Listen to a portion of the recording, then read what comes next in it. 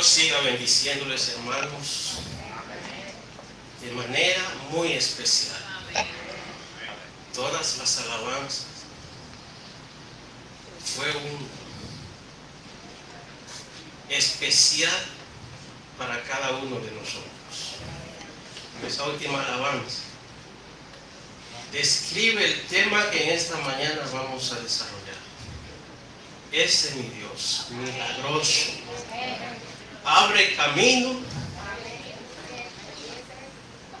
y sigue siendo el Dios de ayer, de hoy y por los siglos.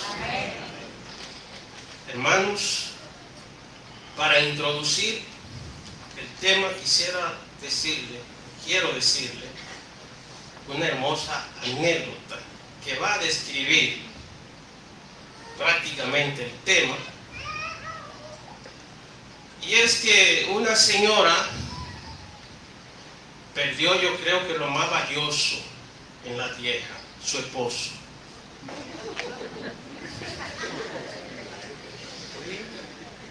Perdió su sustento, perdió su compañía, perdió todo.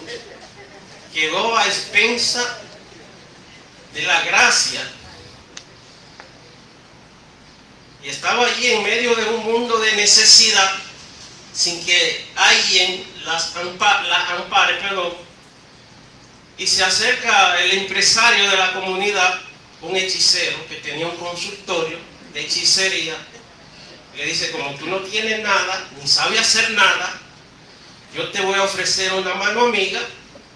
Tú vas a asearme el consultorio y le vas a brindar café a los clientes, y así te puede ganar el pan.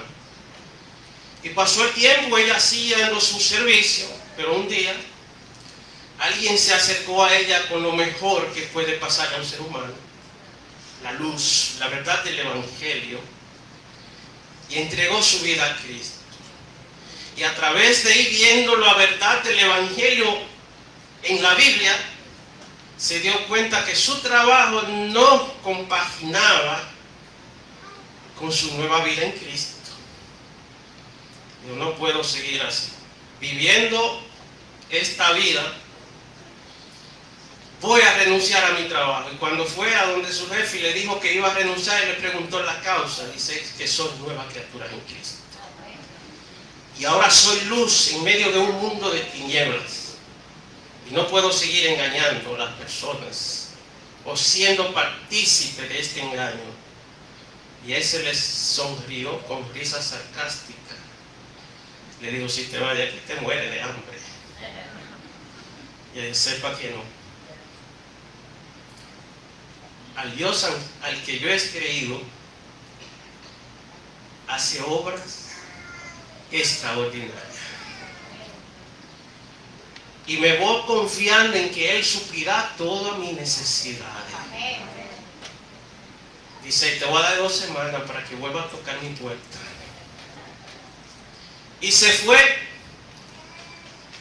Y al cabo de 2 semanas él se recordó y se fue a rondar por la casa de la señora a oír la noticia de ella, que tal le está yendo. Y en una de esas vigilancias escucha a la señora orando. La señora ese día puso la mesa, puso su plato, puso su cuchara, pero no había alimento. Y se sentó a la mesa y le dijo: Señor, dependo de ti y sé que tú eres mi mayor proveedor. Estoy en la mesa y falta el alimento. Voy a esperar en ti. Mientras está orando, él escucha y dice: oye, esta sí está tonta. Yo nunca he visto a Dios llevándole comida a nadie. Pero agarró un mensajero suyo y le dijo: ve, prepara una bolsa de comida y llévasela, pero no diga quién se la envió. Y tocó a la puerta mientras la señora seguía orando y esperando en Dios. Cuando ella escuchó el sonar de la puerta, dijo: ay, gracias, Señor. Cuando abrió la puerta con esta bolsa de comida, dijo: bendito Dios. Se emocionó tanto adorando y alabando a Dios. Y el mensajero ahí, en medio de esta algarabía, de este gozo, ella diciéndole a Dios: qué bueno tú eres, Señor, que escucha las oraciones de tus hijos. Él le pregunta: ¿y no quieres saber quién se las envió? No quiero entrar en detalle. Cuando Dios da la orden, hasta el diablo obedece. Muchas veces nosotros nos preocupamos por los detalles.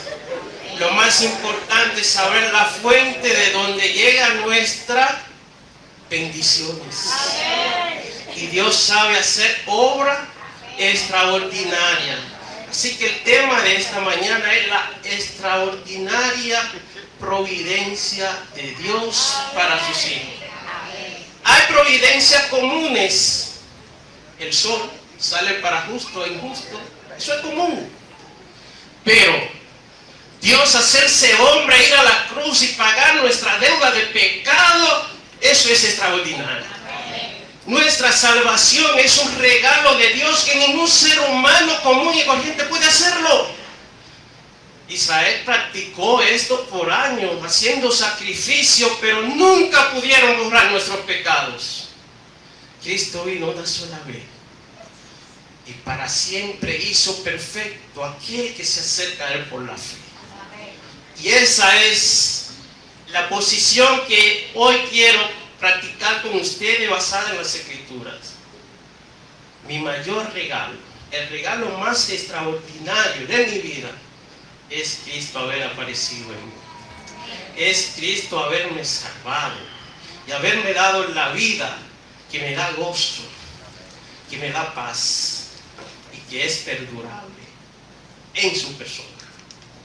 Así que vamos a leer las Escrituras en Éxodo capítulo 2, verso 1, porque ahí vamos a ver una obra especial, una obra extraordinaria que hace Dios, la cual no se detiene cuando Él decide hacerla, aunque le pongan policías acostados, le pongan barreras, le pongan límite. Dios no tiene límite para hacer la obra que desea hacer a favor de sus hijos. Dice Éxodo, capítulo 2, verso 1 hasta el 10. Un hombre de la familia de Leví fue y tomó por mujer a una hija de Leví, la que concibió y dio a luz un hijo. Al ver que era hermoso, lo tuvo escondido durante 3 meses. Pero no pudiendo ocultarlo más tiempo, tomó una arquilla, la calafateó con asfalto y colocó en ella al niño y lo puso entre los juncos a la orilla del río. Y una hermana suya se puso a lo lejos para ver lo que le acontecería.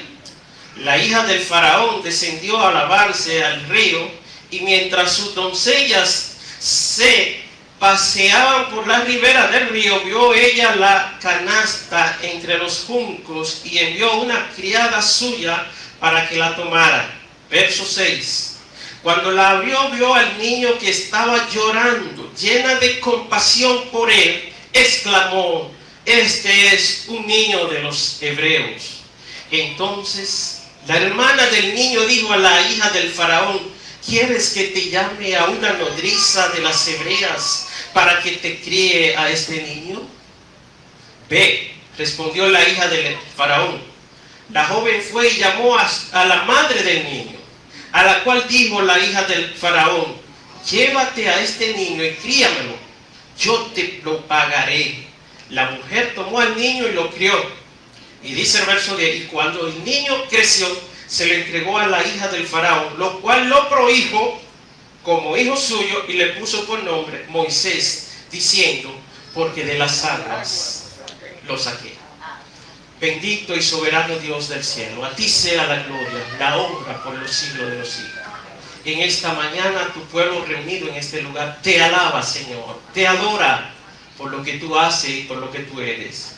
Bendito Dios, bendice tu palabra en este momento y permite que germine en los corazones y en la mente de todo lo presente y de aquellos que nos escuchan y nos ven por las redes sociales.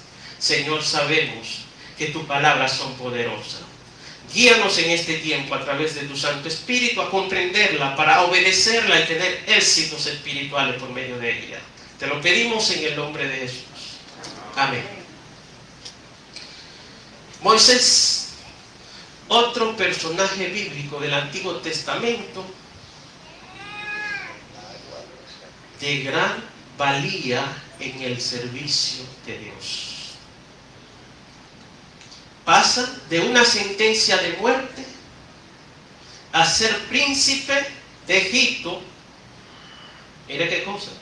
Moisés nace en un ambiente donde el faraón había dictado una sentencia que todo el hijo varón que naciese de los hebreos fuese lanzado al río para que muera. En medio de esta situación nace Moisés. Lo que le esperaba, la muerte. Pero en lugar de morir, pasa a ser heredero del trono, un príncipe. Y como si esto fuera poco, Dios lo eleva un poco más y hace de él, ¿sabe qué? El libertador de su pueblo, el pueblo que le había prometido a Abraham, a Isaac, a Jacob y a José. Y aunque habían pasado muchos años, pero para Dios 1000 años es como un día, y un día como 1000 años. Lo que vamos rápido o lento somos nosotros, porque nuestro reloj no es perfecto. Pero el reloj de Dios, que marca el tiempo de la eternidad, es perfecto. Solo nos resta, como seres humanos, creerle a Dios y esperar en Dios. Cuando comienza el libro del Éxodo, es decir, la historia de la salida, de la libertad, ya el pueblo había crecido a casi 2 millones de esclavos, sumergido en una cruel servidumbre, que ni sabía en ese entonces ni siquiera cuál es el nombre de Dios. Estaban ahí, porque su estilo de vida no le permitía ni siquiera escudriñar las Escrituras. Escudriñar la fuente que le podría dar a conocer a Dios. Vivían en Egipto allí, se levantaban día a día a hacer lo mismo, con pesadumbre, con martirio, con sufrimiento. Y era una vida terrible, amarga, desastrosa. ¿A qué se parece eso? A la vida de pecado. Solo la suerte de una vida de pecado, ¿sabe qué es? La muerte. Estas personas vivían en terribles condiciones en Egipto, esclavos. Y Egipto, como todos los imperios, quería enriquecerse gracias al trabajo de sus esclavos, sometiendo también a sus propios compañeros. Porque para que el trabajo de los esclavos fuese eficiente, tenían que tener capataces egipcios.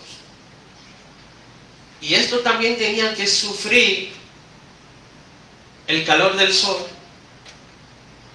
Y todo cuanto le viniera a los esclavos le tocaba a ellos.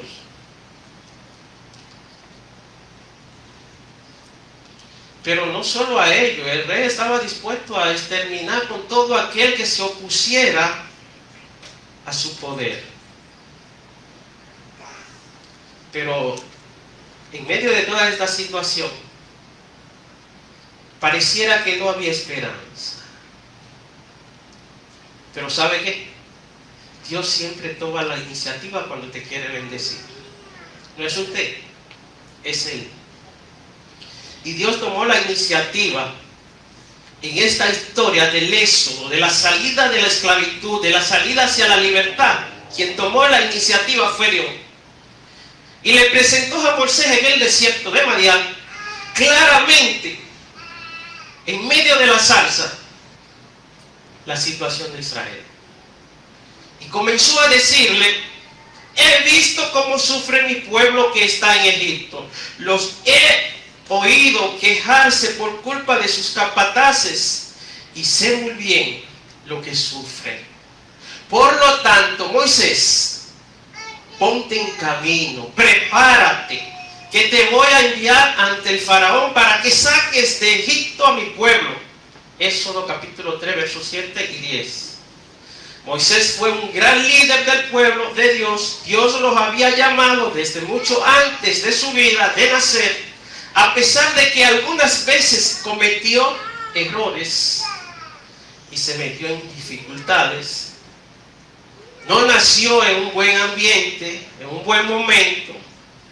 Como le decía, nació bajo una sentencia de muerte, donde se mataban a todos los varones por decisión del rey Faraón. Y esto era una manera como él diezmar el número de los hombres de los hebreos. Y esto suele suceder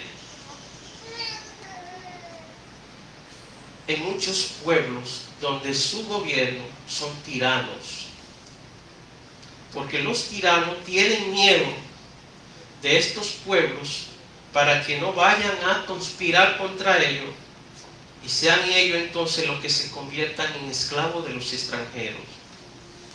Pero vuelvo y le digo, en medio de toda esta cosa, Dios sí quería que Moisés sobreviviera en este tiempo a esa decisión desastrosa, cruel, malvada del rey, y que fuese su instrumento para libertar a su pueblo. Así que utilizó a las parteras para que fuesen valientes y decididas a que cuando el niño fuese naciendo le salvasen la vida. Preparó a la madre, que solo una plena convicción de fe en Dios podría permitir lo que ella hizo, y también preparó a la hermana para armar un plan que no era humano, un plan divino, para permitirle la vida a Moisés y llegase el tiempo de Dios y pudiese usar a este hombre como lo usó para la gloria y alabanza de su nombre. Hermanos, yo no sé si usted lo está sintiendo y viendo de la manera que yo lo estoy sintiendo y lo estoy viendo, pero para mí esta es una extraordinaria providencia de Dios, que en medio de una matanza uno pueda sobrevivir y entonces Dios usarlo para engrandecerse, porque Dios se engrandeció de manera tal que usted se pregunta cómo puede ser posible que con 10 plagas pueda libertar a su pueblo y conducir a un pueblo como este, tan numeroso y que no conocía a Dios, que Moisés aún tenía miedo y decir, pero ese pueblo me va a matar si yo digo que lo voy a libertar. ¿Con qué lo voy a libertar? ¿Con la mano? No tenía nada, pero Dios le dice, ve, y si me preguntan cómo te llaman, dile, yo soy el que soy.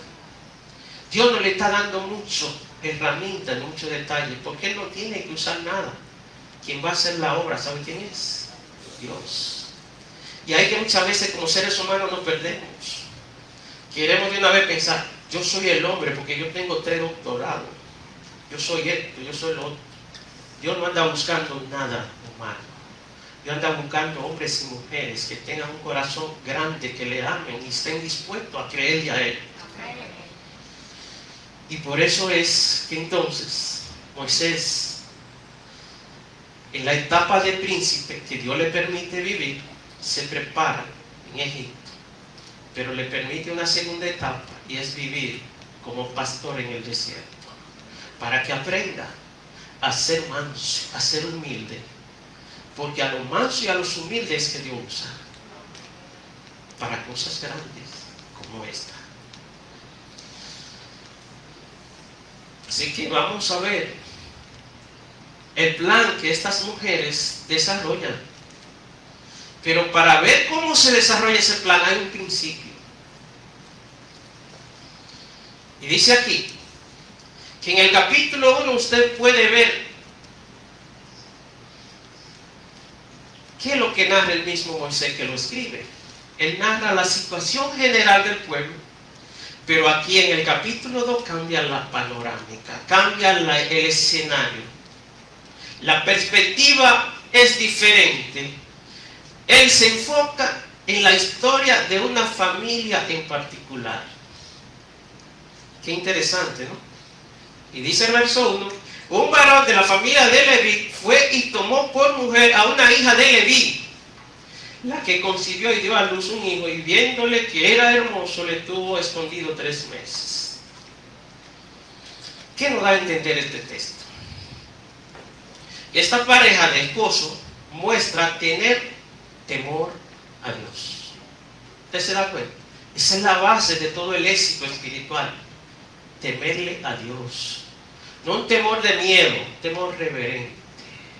Donde nuestra vida día a día pueda agradar a Dios. Le temían a Dios. Y por ende, por temerle a Dios, aplican los principios de Dios.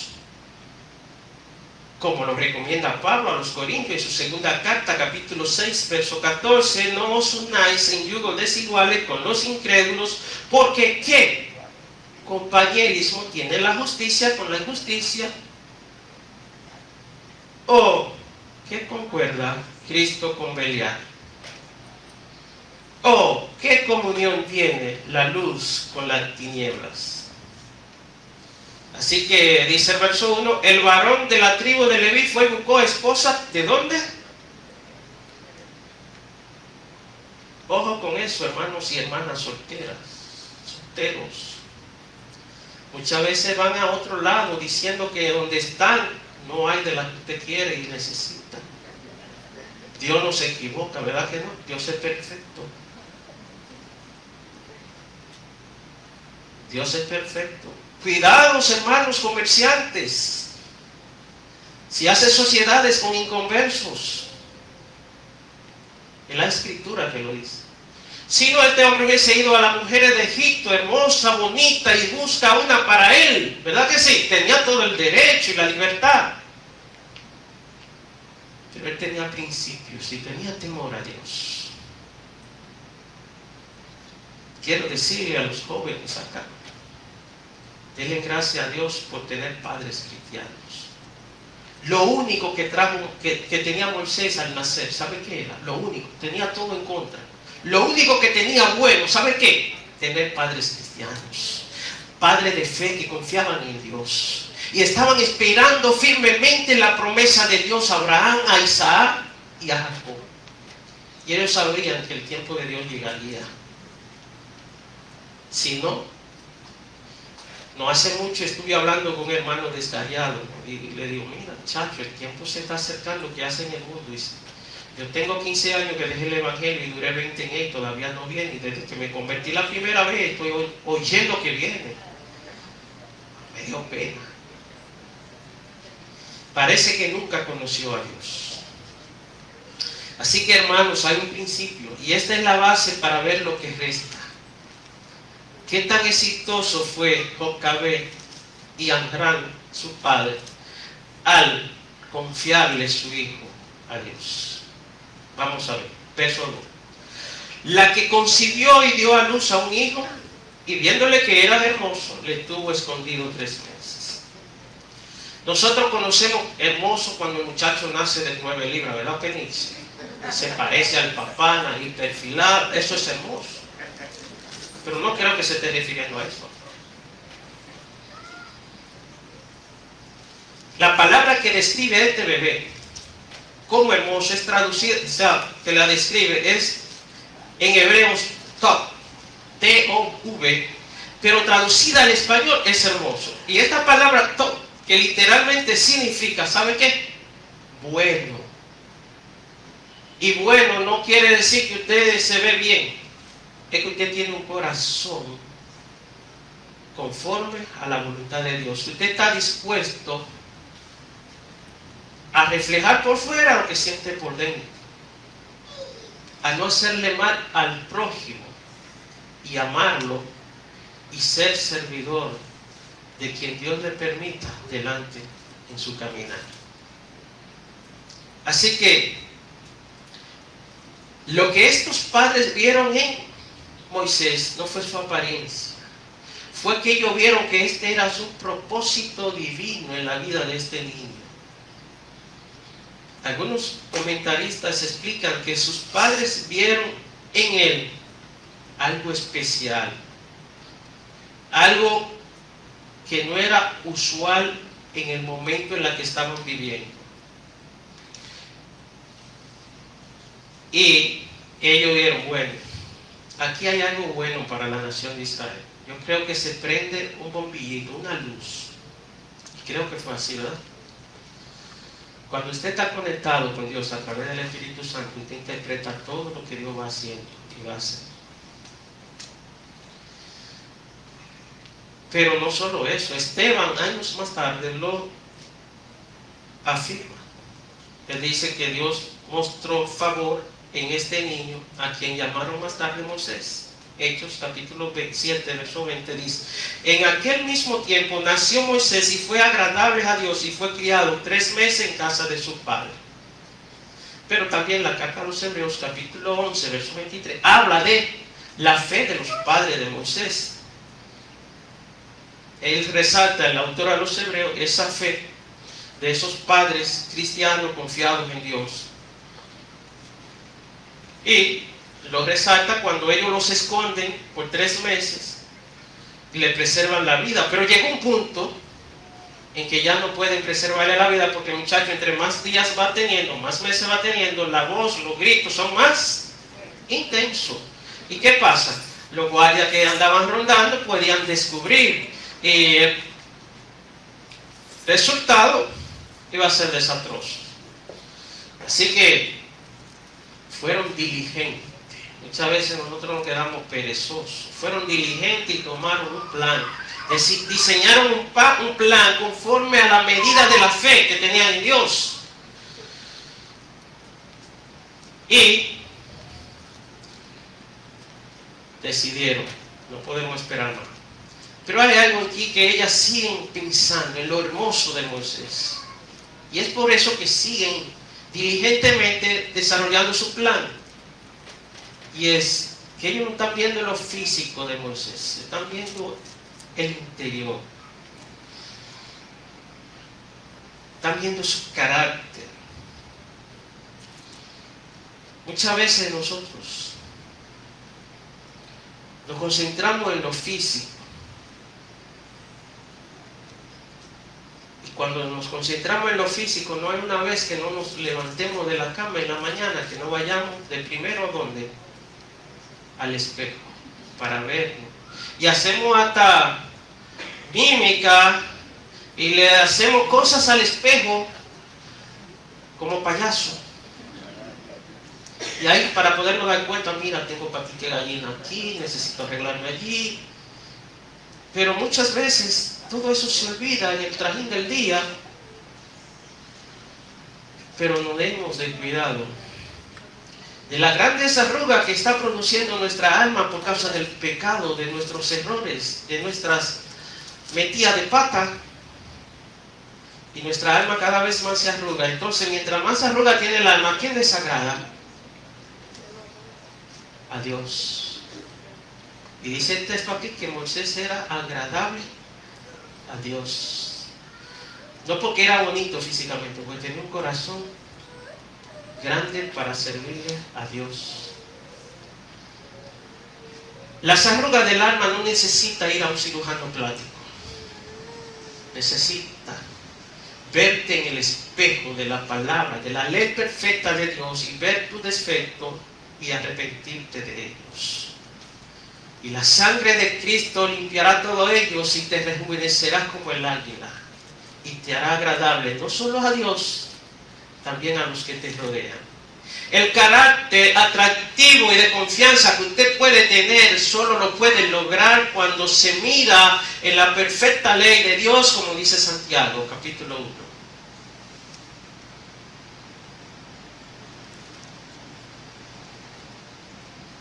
Entonces ya estamos claros por qué esta pareja de esposos escondieron a su bebé. Porque su primera impresión es que esto no era humano, esto era de Dios. Y ellos sabían que Dios iba a hacer cosas grandes a través de este muchacho. Y en medio de esta mortandad de muchachos varones, como la que hizo el rey Herodes en los tiempos de Jesús, sobrevivió.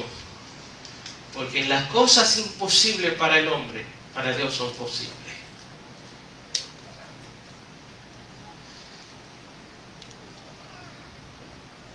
El rey podía usar cualquier excusa, podía usar su religión y decir que su Dios, porque el río Nilo para él era un Dios, estaba demandando que los varones, los niños varones de hebreos, fuesen lanzados al río.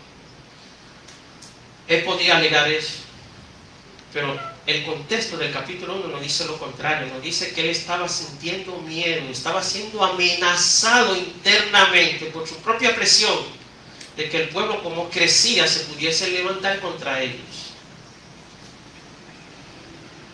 Pero él tenía el peor enemigo en sus manos. Él tenía a Dios de frente. Y Dios es un Dios poderoso.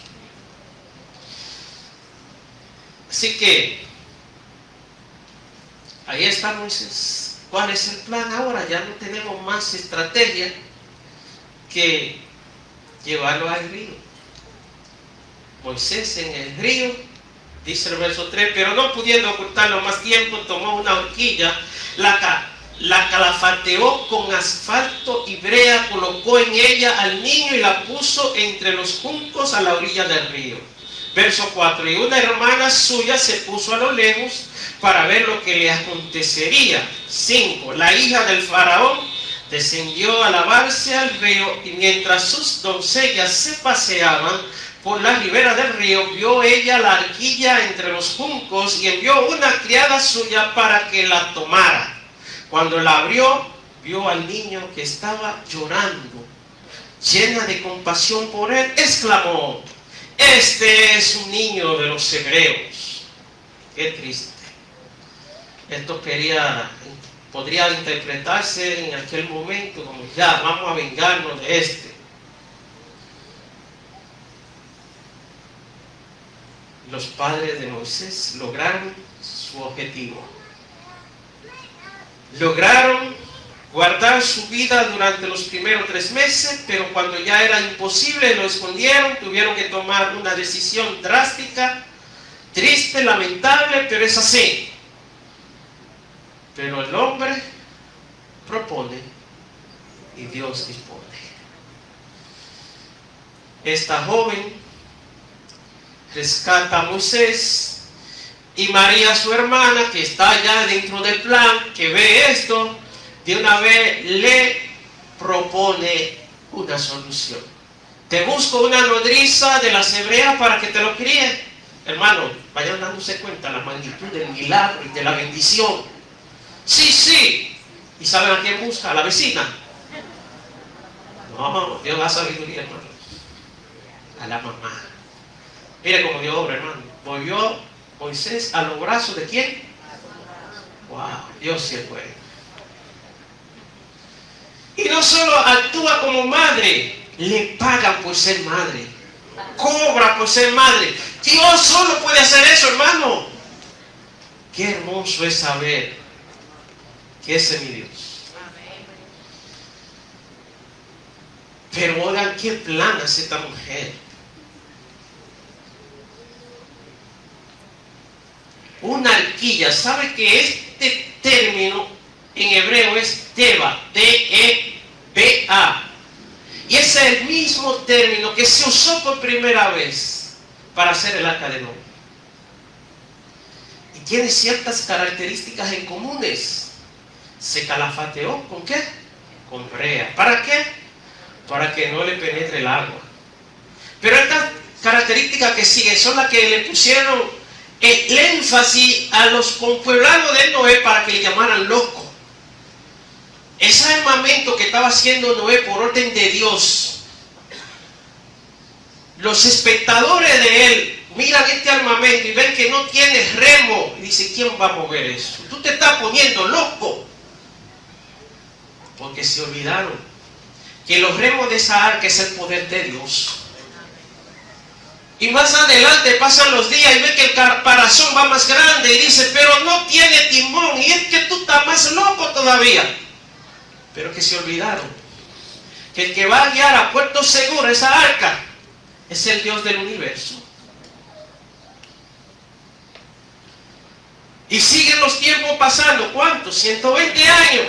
Se dan cuenta que no tiene vela. ¿Quién va a mover? ¿Y quién va a dirigir? La vela es la que se deja direccionar por las fuerzas del viento. Este es un barco que está hecho conforme a la voluntad de Dios y está expensa a la merced de Dios. Esa es la misma característica del arca de Moisés. Esta madre puso en la mano de Dios la vida de Moisés. ¿Cuántos de ustedes como padres ponen la vida de sus hijos en manos de Dios? O va huyendo de un sabio de eso y dice, ponme un azabache, una cuestión de esa, porque tú sabes.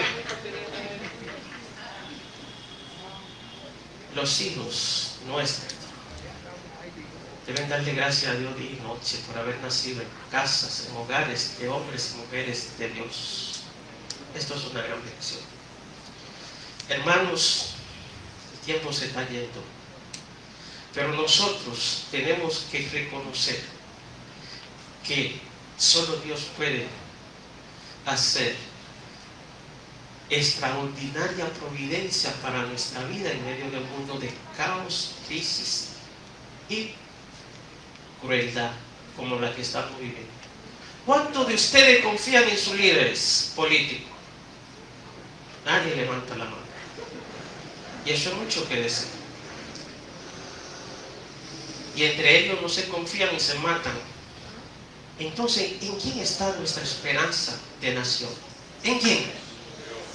En Dios. Él es el Rey de Reyes y Señor de Señores. No cambiemos nuestra mirada ni nuestra posición de fe.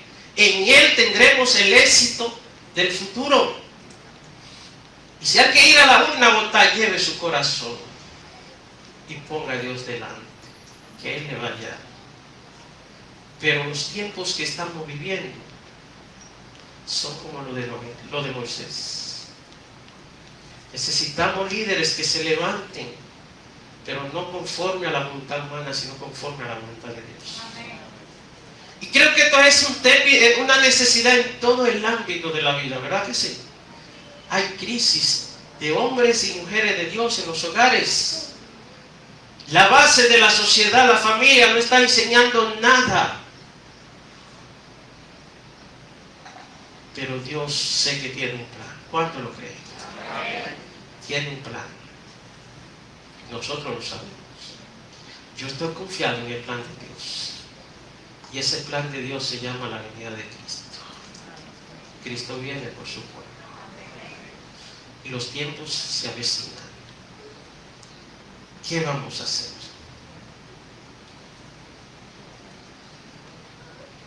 ¿Qué vamos a hacer con esto? Necesitamos reconocer que estamos andando en el mar de ¿qué? Del mundo. Dice una canción del dúo Reyes, ¿verdad? En el mar del mundo yo tiro las redes. Andamos en el mar del mundo. ¿Y cuál es tu arca? ¿Cuál es tu barco? ¿En qué condición está tu barco? Quizá está calafateado, pero está chequeando que no se está entrando el agua. El barco mío no usa brea ni asfalto. El barco mío ha sido calafateado con la sangre de Cristo. Y el suyo. Y la sangre de Cristo ha quitado todas las grietas. Y ha dado seguridad a mi barco. Mi paz está segura porque viene de Dios. El gozo que produce el Espíritu Santo en mí como presencia de Dios es el gozo más perdurable. ¿Y usted cómo está, hermano? Presente, amigos. ¿Está tú timoneando tu barca o está dejando que Dios sea tu capitán? Si es Dios tu capitán, llegará a puerto seguro. Pero si eres tú, tus fuerzas pueden caerse, se pueden flaquear. Confía en el Señor. Él tiene un plan para ti. Él tiene propósito para tu vida. Él decidió venir y hacerse hombre. No fuiste tú. Y morir en tu lugar y pagar la deuda del pecado. Él ha hecho todo por nosotros. A Él sea la gloria. Amén. Hermanos, en este mar del mundo, nuestra barca puede prácticamente colapsar, pero nuestra vida está segura en Cristo. Amén. Sufriremos adversidades, aflicciones, pero Cristo está con nosotros y Él nos manda en su palabra: en el mundo tendréis aflicciones, pero confiad, yo he vencido al mundo. Así que en esta mañana le dejo con estas palabras de aliento. Chequea tu barca. No busques si tiene timón o tiene remo o tiene vela. Cristo es el todo para nosotros. Y dice Pablo en Colosenses 2:10, en Él estamos completos. Bendito y soberano Dios, una vez más te damos gracias. Gracias por tu palabra, Señor. Gracias por tu iglesia. No tenemos un Moisés, pero tenemos el Cristo de la gloria, al que lo describen en hebreo como el excelso, el que está por encima de todas las cosas. Y él lo dice claramente, el autor a los hebreos: he aquí uno mayor que Moisés en este lugar, el que ha hecho la obra más extraordinaria que cualquier ser humano puede recibir, la obra redentora, para darnos la salvación de nuestras almas. A Él sea la gloria y la honra por los siglos de los siglos. Señor, te alabamos por tu palabra. Te alabamos por la existencia en nuestra vida del Espíritu Santo, por tu presencia, Señor. Bendice a los hermanos a través de esta tu palabra y permite que nuestra vida sea cada vez más arraigadas, cimentadas en tu palabra. Te lo pedimos en el nombre de Jesús. Amén. Que Dios les siga bendiciendo.